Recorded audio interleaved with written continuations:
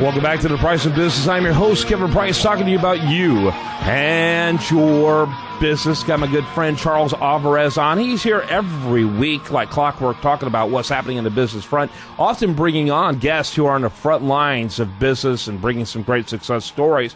This week, he's going to do something special for us. He's a consultant extraordinaire, works greatly with our people at the Price of Business show, building our sales and helping us be the best company we could possibly be for our clients. And I want him to share some of his wisdom with you, the radio audience. And Charles, is always welcome. Thanks for having me, Kevin. You bet. Real quickly before we get into the topic at hand, which we're going to talk about, how do you get the attention of people you want to do business with in the 21st century? Oddly, with all of the communication tools out there, it's probably harder now than it ever has been because of all the distractions and disruptions that are out there. Before we get into that topic, though, why don't you kind of do your overview for your business and how people can get more information? Well, Kevin, what we do is when we meet a business owner, they're typically struggling and or being challenged by four specific things. One is, how do we generate more sales? In other words, how do we take more money and bring it down to the bottom line? Because revenues are great, but if they're not producing any results for you or any profitability, it really, the revenue number can be deceiving. The second thing we do is we find that a lot of business owners want more sales and want more leads. However, they just don't have the time to process them. So we work with them to get their time back, to come up with a delegation plan and a time management plan to really make their time much more effective. The third thing is, and it kind of goes hand in hand with the time issue, which is, Charles, I can't get that much out of my team. I can't find a good sales staff. I can't find good bookkeepers. So we set up key performance indicators and business process to hold those people accountable, and also kind of position the business owner as their mentor so that those people can actually grow within your organization and accomplish what they want to. And then the icing on the cake is, how do I set up an exit strategy? In other words, at some point, I'm going to sell my business. At some point, I don't want to do this anymore. I want to go pursue other things.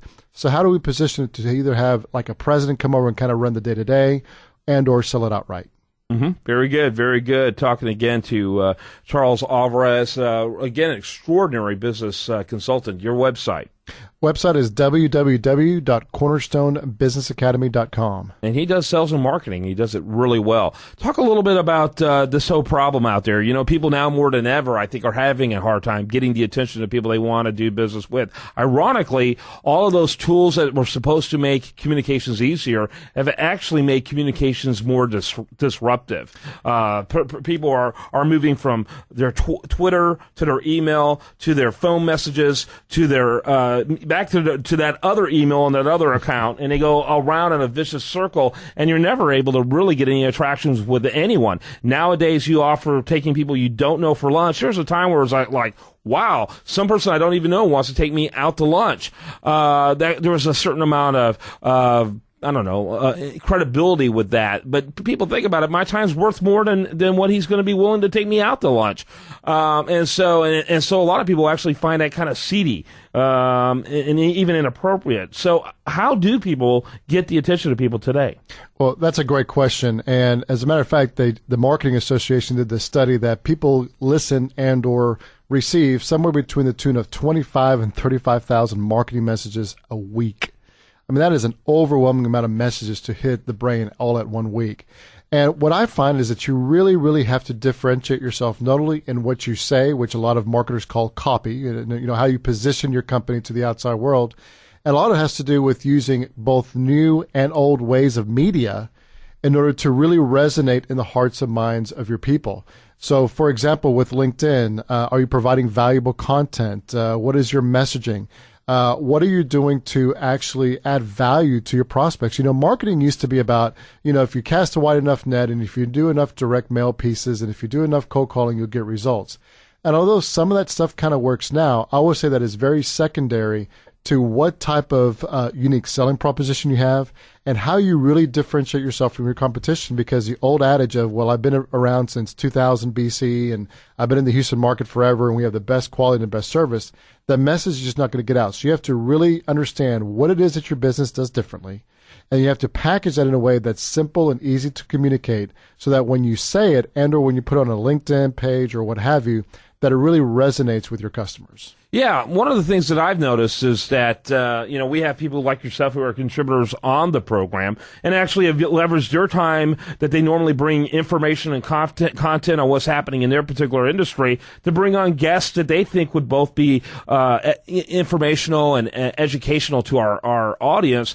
But it's also a great way of getting their attention. Talk a little bit about that, because you're one of the best at doing it, to be honest with you. I couldn't agree more. Marketing used to be about what's in it for me, being the marketer.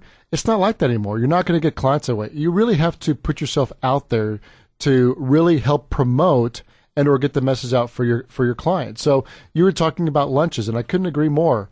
However, what if you were able to bring somebody on a radio show that they could promote their business? Or what if you hosted a live event or a webinar or a teleseminar with them? And what you're doing is you're actually helping them promote their business to others. But here's the key thing to all that, Kevin, is it has to be sincere. It cannot be just a facade to get somebody to do business with you. You truly want to be able to serve and help your target market, because here's the thing that I've learned about life is that givers actually gain.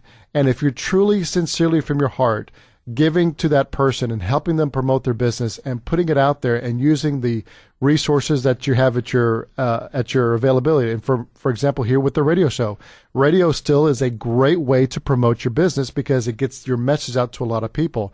So allowing people to come on this show and promote their business does a great deal to promote their business. They actually can hear it audibly. People can connect with it very, very well. And the great thing is that we can provide them a file, a audio file that they can put on their website to be like a 24/7 promotion on what it is that they do and how they differentiate themselves. Yeah, absolutely. And frankly, most companies that approach us about it aren't a good fit. We're very selective about who can be a contributor, obviously, in a program like this, because they have to bring value to us. But we always like to get, we like to be approached by different companies. We want to hear various stories when it comes to that.